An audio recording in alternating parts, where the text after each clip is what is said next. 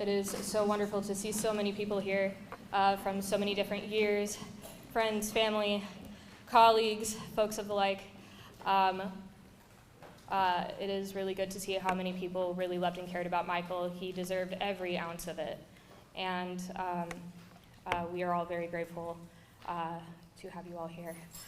So just to give a brief rundown of everything that's going to go on, I will be introducing our designated speakers today. We will also have a video at the end. What is currently on your seats is a flyer for the scholarship that Moorpark has decided to create in Michael's names. If anybody would like to make donations, it is not mandatory. Also, we have snacks, refreshments in the back. If you need guidance to the bathroom, it is directly out and to the left. And anyway, let's get a move on. So, for our first speaker, we have Norman.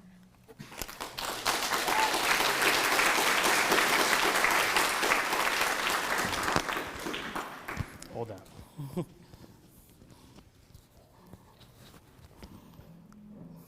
Hello, hello.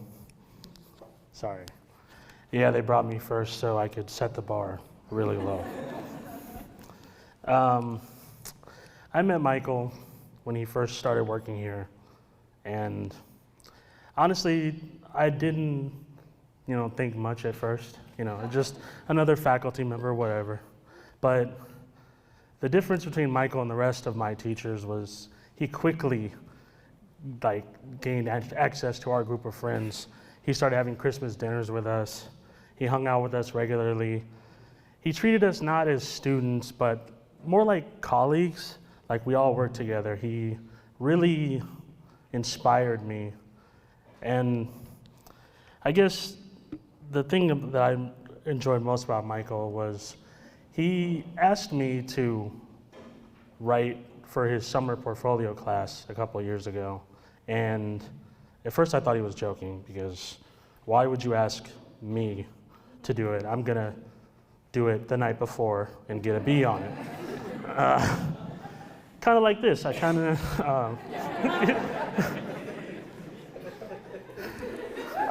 yeah. He claimed it was good.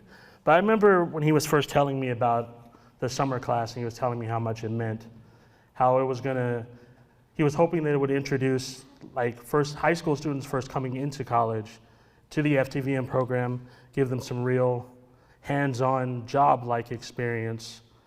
And he told me how important it was for the enrollment numbers for the summer, so it would carry over into the fall. And I just remember I told him, well, Michael, I'll do my best not to let you down. And he told me that he was more worried about letting me down. That he wanted to take something that I would write and produce something that I could be proud of, that I could show off. And I think that was one of Michael's best traits, was that he always thought of us first. He was always putting us before himself. He explained things to us in a way, like everything was a story for Michael. He always, even when I would make stupid jokes, he would always, well, actually me, and tell me, and just make it completely serious. And I'm like, Michael, I'm just kidding, bro. Yeah. Wow. This is a lot harder than I thought it was going to be. I'm sorry.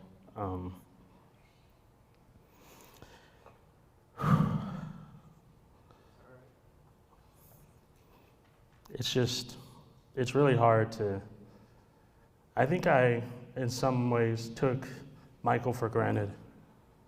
I kind of always assumed he would be around, so I would go, months for not talking to him, whatever. It was just, he was just always around. I was always like, well, if I ever need anything, I can just go talk to Michael. And when I learned that he'd passed away, I was just,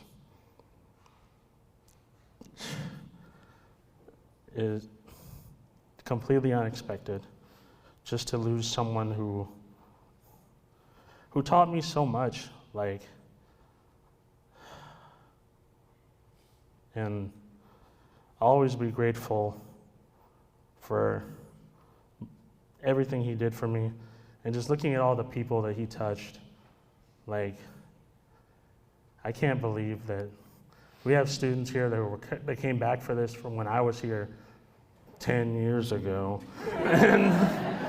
And he just, and it's just, I can't believe that he came in and he did so much for the FTVM program. He modernized it, but he really did the most for us just by being there for us and giving us that real world experience and always being willing to drink or do other things with us.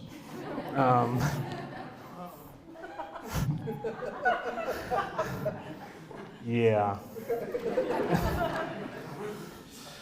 If you know, you know. And if you don't want to know. I guess, all I really have left to say is I hope that Michael's looking down on this, realizing that I wrote it last night, and shaking his head, but I hope that, like he did with my scripts when I turned them into him, he'll lie to me and tell me that it was great. Thank you. What? How do I turn this off? What did I do? Oh, yeah.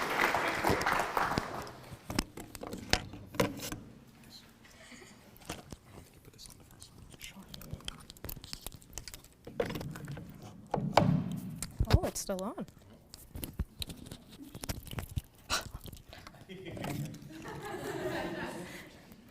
All right, everybody. Thank you so much, Norman. For our next speaker, we have Pat.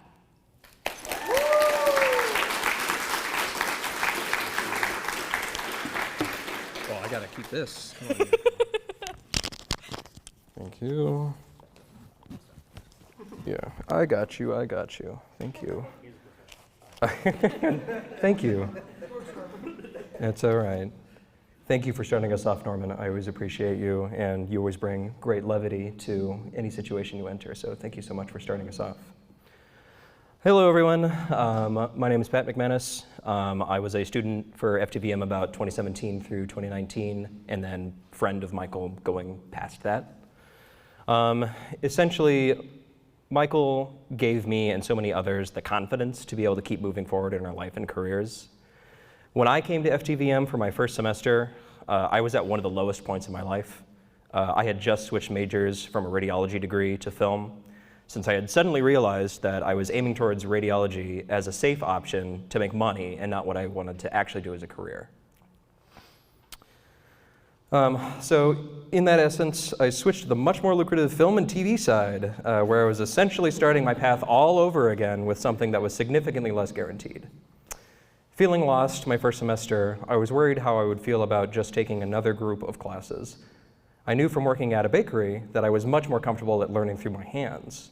So thankfully, Michael was there to run the intern program, which I jumped at immediately. I think I started the first week.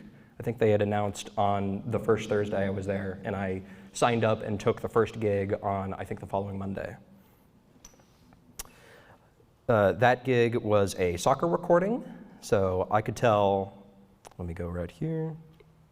There we go. I could tell from the car ride over to the first soccer recording that this was not a typical work scenario. It was, at the time, it was just myself, Cody, and Reese, since nobody else had really started at that point. And the entire car ride over, I could tell that this was a family. Everyone had high-level banter, making so many jokes, and it was just very, very insightful and such an incredible time. Over the course of the next series of months, Michael was there to help instill more and more self-confidence in myself.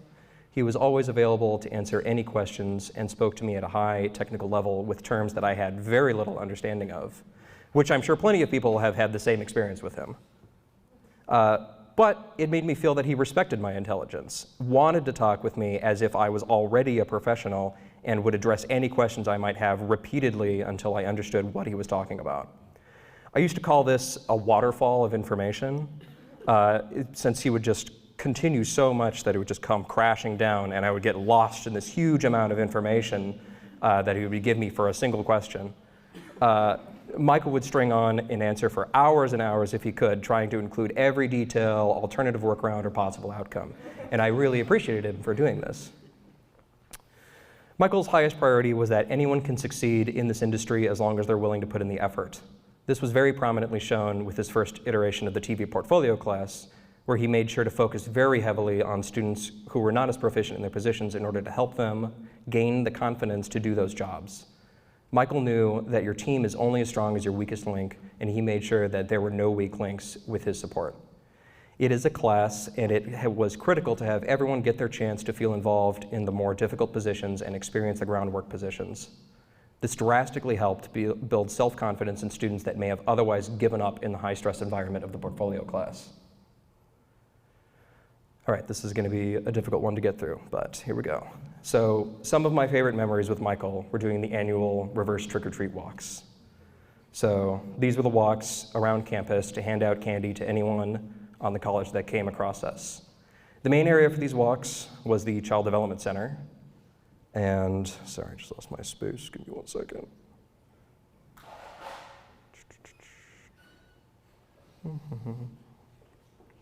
Here it is. Which happened to work out perfectly, the Child Development Center, because it was on the opposite side of campus, so we could just go through all the other spaces and end up there. It was such a fun experience to surprise people, especially the kids at the Development Center, with a walkthrough of handing out candy from their favorite Ghostbuster and whoever his assistant turned out to be at the time. I remember my time going through with Mason when we were Thor and Spider-Man. The kids were so excited to see their superheroes handing out candy. I'm not sure if this was a tradition that Michael had started, but I wouldn't be surprised if he did.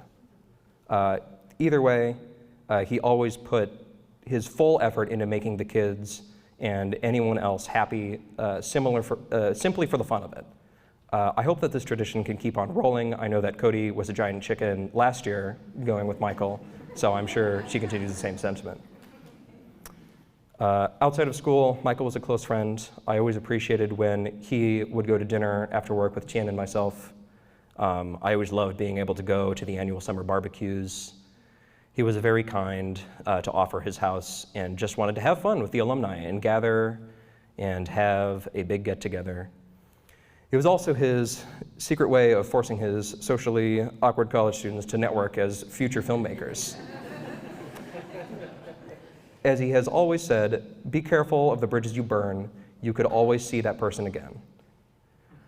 I always enjoyed going to Korean barbecue with him and our close friend group, and when I would see him and catch up during Thanksgiving at Cody's house or spending time with him during New Year's. He was always very cheeky and enjoyed cracking jokes. His face would get tomato red when he was absolutely cackling. He looked like he was out in the sun for weeks getting sunburnt. That's how much he would be laughing, just absolutely hollering it up.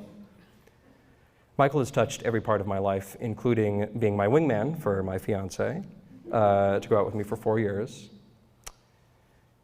He also funneled me into my first big production job, which ended up giving me enough experience to be where I am now, working at Harvard. I remember one of my favorite times, I was helping set up a satellite media tour for E3, and very early into working the production job, the engineer on site was having significant difficulty getting the comm system running for the satellite media tour. We ended up staying 3 hours overtime trying to get the system up and running with no luck. I ended up recommending we call Michael to my boss at the time, and Michael ripped over on his Harley to do the job site and was able to get the comm system up and running and get the show ready for the morning. Just happens to be the client at the time was from the news group he had worked at in New York. So they were having a grand old time reminiscing with him since they were so happy that their long ago engineer happened to come in and save the day, especially from all the way on the other side of the country. That day really solidified for me once again that he was my hero. Michael genuinely believed in his students and his friends when we needed it most. He was an inspirational powerhouse. I know I'll always appreciate his unwavering love and support. There's a huge missing part of mine and my partner's life that will never be filled. We are not just missing a mentor or a friend, but someone we both call Dad. I hope that one day I can follow in his footsteps and have the honor to be a Michael for someone else. Thank you.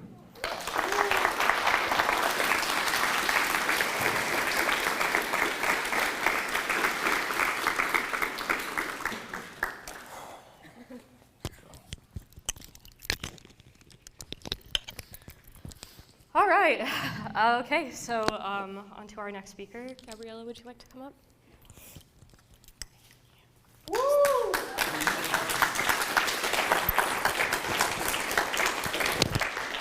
Hi, everyone. It's going to be really hard coming after you, Pat, but bear with me. This is not the most comfortable. You're going to make me nervous. My aunt's taking pictures. This is not the easiest thing for me to do, obviously, but if Brian taught me anything, it was, to push myself. One thing that he always used to do that I hated was every time we would go to an amusement park, when I was younger and I didn't know better, he would tell me we were just going. I don't like rides, I don't like roller coasters, I don't like that feeling. He did. But he would tell me, this is just a little ride. This is, going to go around. There's no drops. And then I remember the ride, I don't know what it was called, but the one where you're going through like a water ride, and then the dinosaur's mouth opens, and you just, Jurassic Park, thanks. And I'm like, Brian! So if he taught me anything, it was to push myself, because now those are special memories that I hold. So here I am sharing with you all today, just like you're sharing with us. So as August mentioned, my name is Gabriella. I'm Brian's daughter. I should start off by saying that, as you may know, Brian was a chameleon, and that's why you might hear me saying Brian, and you're probably wondering why, but we did not know him as Michael. My whole life he was Brian, so that's why I'm calling him Brian. I first want to say thank you all for being here today to celebrate Brian's life and legacy with us, and I just want to take a moment to read a poem that was written by a close family friend. There is a time and place for tears, but I am happy in the universe watching over you. Please don't cry, because I am not there to make you laugh. Remember, we are not apart. It's just my body that is not visible to you, but you are in my heart and visible to me. So in that sentiment, although we know that Brian is no longer physically here with us, we can still keep him alive within us, all of you, in the way we use his teachings, remember his laugh, watch his favorite movies, or treat each other and others with tolerance and kindness. See, he's here now, blowing through. We're going to be leaving his beloved collection of cows for anyone who would like to take as a memento. I also want to say a heartfelt thank you to everyone who put together this unforgettable service. I really feel like it's the perfect way to honor him. It's truly him. And it brings so much comfort to know what a wonderful community he had from his time in Moore Park. It's been really, really comforting for myself and my mother throughout this really difficult time to know that he had a place where he could truly be himself, and where he was able to work with his passions every day for, the past decade. Cody, a special shout out to Cody, August, and all of you who did such an amazing job. You're amazing. And with that, Cody, please, August can introduce Cody. Thank you all.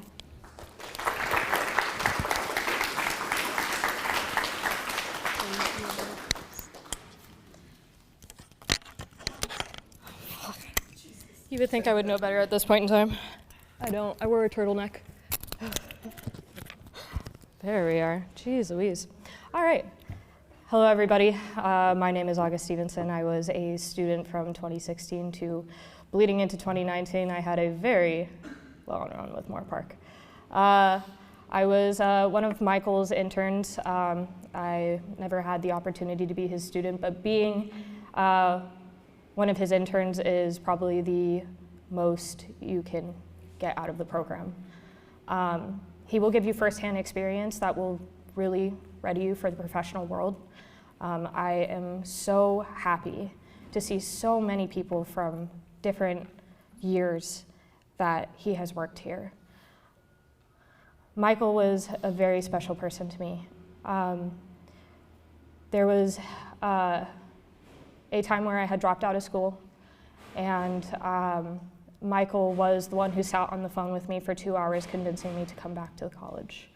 And without him, I would have never pursued anything in film. I didn't think I was good enough. I didn't think that it was worth my time, and I was overly concerned about how other people felt about me.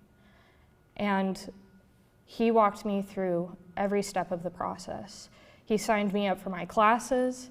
He walked me to those classes if I felt nervous or scared. There is nobody like Michael. Michael is not just a professor or a colleague.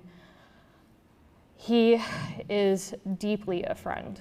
And he would detest that I would say this, but Michael needed people to love him. And if there is anything that he would be so happy about, it's to see so many people who loved him right back. COVID was a very hard time for everybody.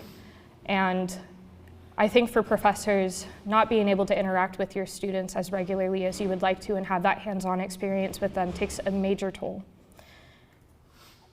And he was so blessed to have the support system that he had. And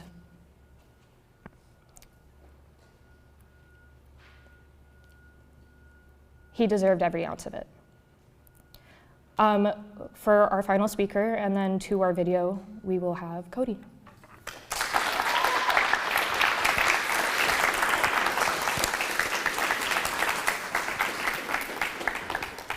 Because why wouldn't the trash man be here?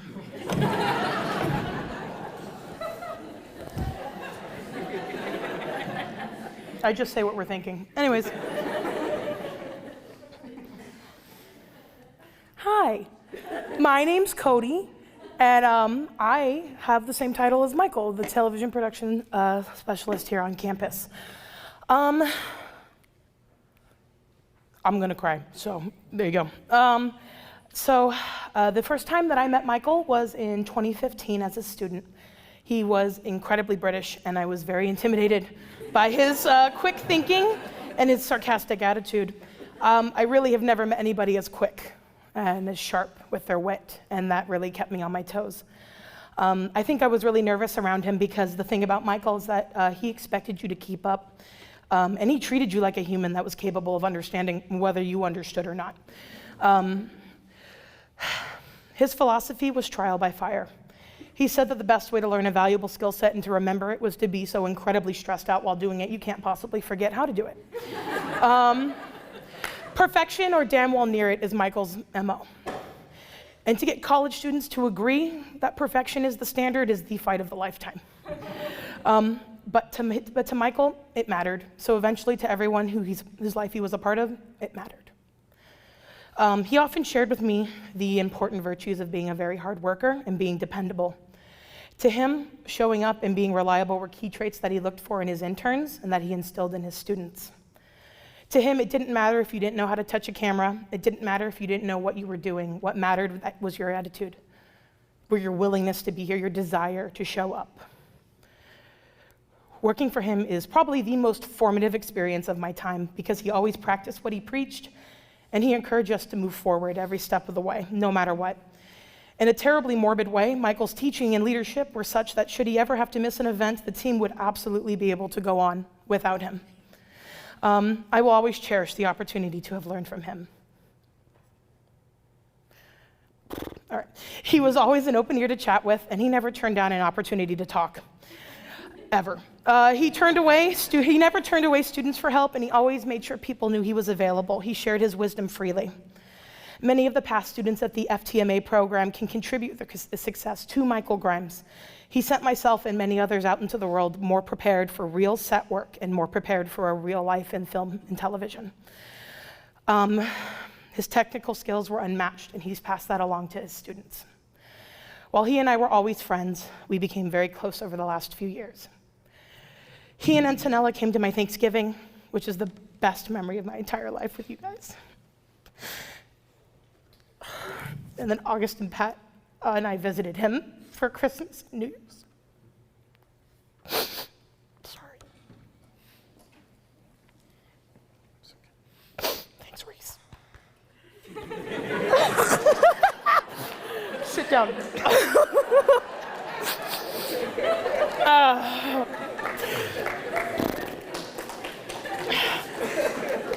You're a true gem, Reese. Never let anyone tell you differently. As close friends, we often spend our time chatting about our families and our lives. I've had the distinct honor of spending his final hours with him, and we did what we always do on Fridays. We grab lunch and go to the dugout, drink, and talk shop. On this lunch, we chatted about how he would officiate my wedding. He spoke of his recent interview at Princeton, and I shared his excitement with him, and I was so proud of him. But truly, I hated the idea of Michael leaving because I'm not ready to be on my own here just yet. I bullied him about it, though.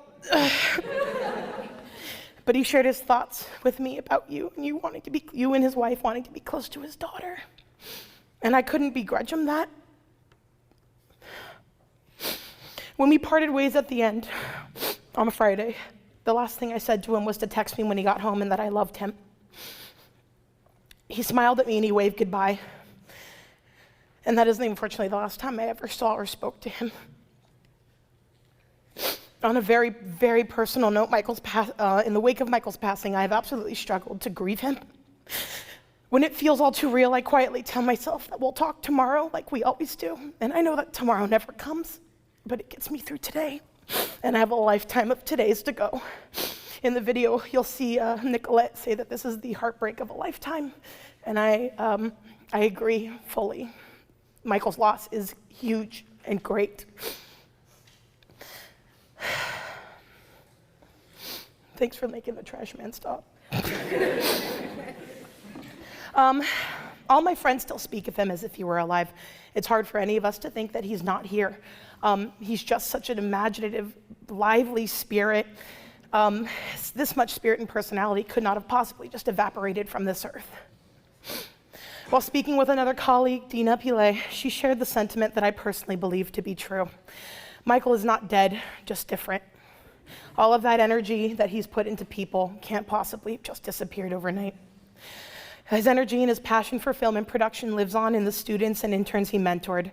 The people he connected with over his lifetime have been vastly changed upon meeting him. While spending the last few weeks doing this celebration of life and going over the details for this, I've had the honor of speaking to almost every single one of you about him. It has been healing to me and his family to know how much he meant to you guys and how much he meant to us. He was a lot of things to many people, a husband and a father, a son and a brother, and a friend and mentor to all of us. To me, he was my mentor. He was one of my best friends when August moved to Boston, and he was a father figure to me. Working with him this last year has been the best year of my life, and I'm honored and grateful to have gotten the chance to learn from him just one more time. We have a video of people who were not invited to speak, and we are going to present it to you. It's like 11 minutes. It is filled with heartfelt things and mementos and stories and everything, and all the ways he's changed us. I wanted to thank everyone for coming today and extend a large thank you to Moorpark College and the president here. I also wanted to make sure that everyone knows that if you're here, you were important to him. Just at the end of the day, students was his mission, and being here and being active for people was the most important thing. Please enjoy the video from Michael's students and friends, and then after this, let's all talk and hang out. Also, thank you. Also, there are cows over here. The light is not gone. Take a cow with you when you leave. take it, remember Michael by it, and remember to just keep moving forward no matter what. That's what he wanted from us. Anyways.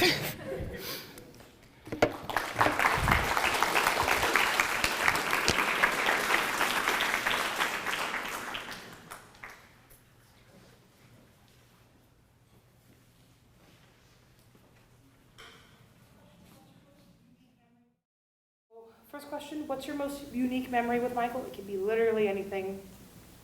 You mean other than the fact that he's otherworldly and was a total alien to this planet? I remember first meeting Michael, and it was at one of the award shows, and at the time it was a film, TV, and theater award show, and I was just an adjunct then, and I saw this guy, and he had a bowler hat on and a bow tie, and he had an English accent, which at the time I was like, that must be fake. When she introduced me to Michael, she introduced him as the most British man I will ever meet. I also see him in the little things. The sign on the equipment center that is spelled in the British way, C-E-N-T-R-E. So him as a British person, basically going, I don't understand how the sports work. He's like, Michael, this is how the sports work. And I'm going like, well, that's not really a sport, is it? And one of the first things I remember was the dean at the time saying to me, this guy is incredible. He can do everything, right? And the dean was just sort of like rattling up all the things that Michael could do. I'd often see him rushing around the studio, computer labs, or off to campus for a field production. His legacy will be felt by students for many years. I mean, he rebuilt the television studio, he rebuilt the control room, he rebuilt the audio booth 118. I mean, that's all Michael there. And it was his work ethic and dedication to even just a space was evident almost immediately. The care with which he took care of the space and everyone who entered it became quickly apparent and did not go away. He's taught me so much, you know, and he's been kind of like my safety net. Even though I knew some stuff, I could just run to him and just be like, hey, Michael, you know. You know, that's the kind of guy he was. He was really about making sure students were okay, no matter what it was, mentally, physically. When I first started at Moorpark, I had to sign up using my legal name. And after I told Michael that I wanted to be called Alec instead of my dead name, he helped me be able to change it in the system. And that meant so much to me. It felt so validating because I hadn't been in a place where I could be Alec. And the way he was able to just not only accept me, but help me find a place where I could be myself here at Moorpark, and that's really important to me. He listened to me. He took the time to answer my questions and actually made me, would take the time to make sure I understood. He never made me feel dumb.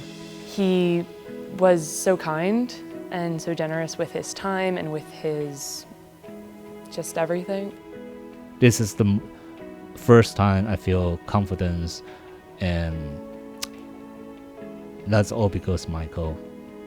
That he makes me feel, yeah, I can actually do something. And just knowing that he saw that I was struggling, even though I didn't have to say that I was, and was making an effort to check on me, meant a lot. Because everyone just felt so safe there. Michael was so special to everybody. And I'm just so glad I was able to meet him and, be friendly with him. And even though I wasn't his student, I felt just like one of his own. The thing about Michael is he was always here. So whenever I happened to be wandering around campus and nobody else was here, I could always come in the communications building, walk down the hallway, and walk into Michael's office. And we'd talk about everything other than what you could possibly imagine. So we would just have these awesome, conversations. I would come over for one thing to pick up a DVD, and then 3 hours later we're still talking in the hallway, It was always entertaining and interesting and informative, and sometimes I was like, oh man, Michael, I have to get so much work done, and you're still here. and you're still talking. And I really have been thinking about that a lot because he was so just giving with his time.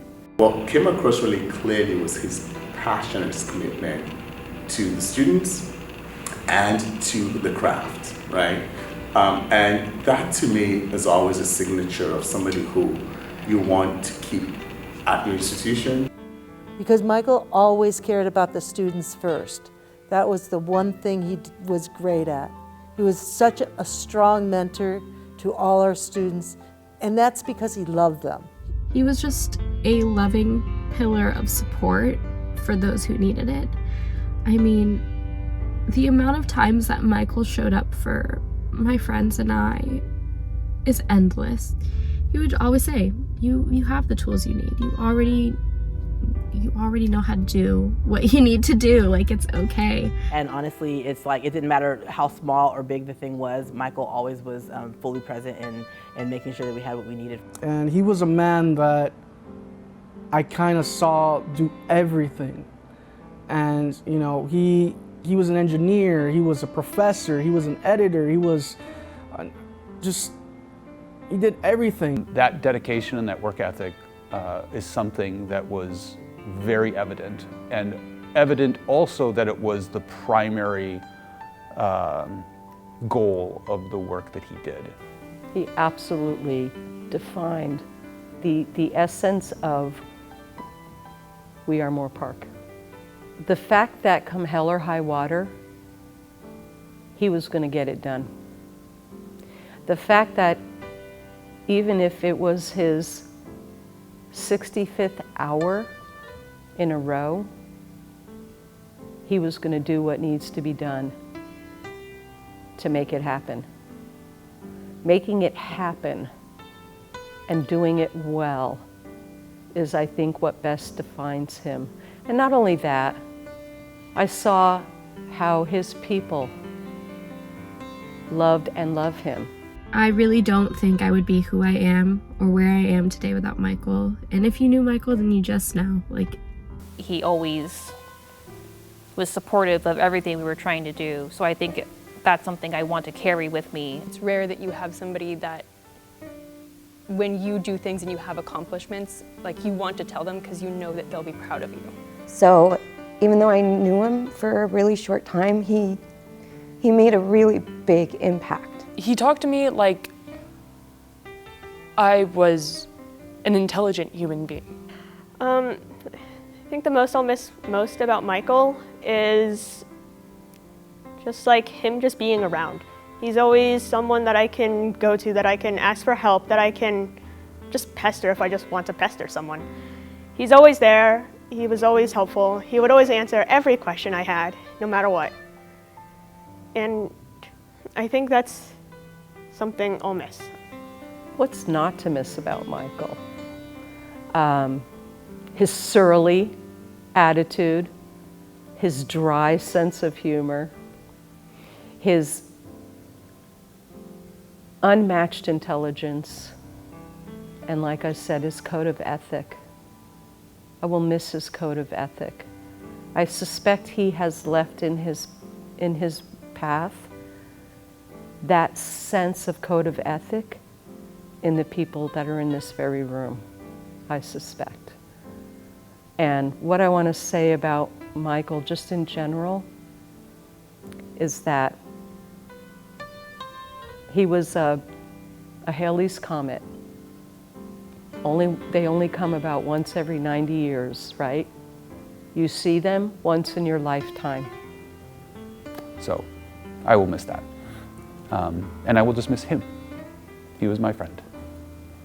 I enjoyed being around him. I enjoyed learning from him. He made you feel very adequate. And yeah, I will deeply, deeply, deeply miss Michael. And I owe him a lot. And yeah, I am going to be probably heartbroken for the rest of my life. This is a true loss. But I think the most thing I'm going to miss is my friend.